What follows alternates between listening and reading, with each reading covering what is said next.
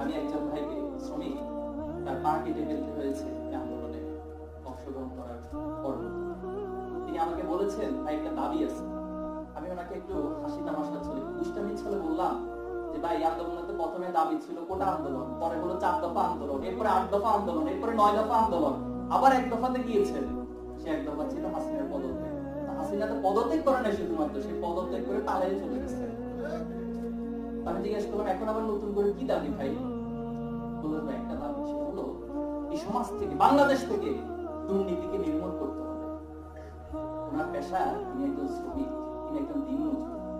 আমি জিজ্ঞেস করলাম ভাই হঠাৎ আপনার এই দাবি কেন আসলে? এত এত হাজার দাবি থাকে, আপনি বলেন যে আমার পায়ের ক্ষতিপূরণ সরকার দিক, অথবা যারা দলীয় ভাবে নিজেদের ক্যাডার দাবি করছে, ব্যক্তিগত ভাবে ক্যাডার দাবি করছে, তাদের কাছে বলুন যে আমার এই পায়ের ক্ষতিপূরণ দিন।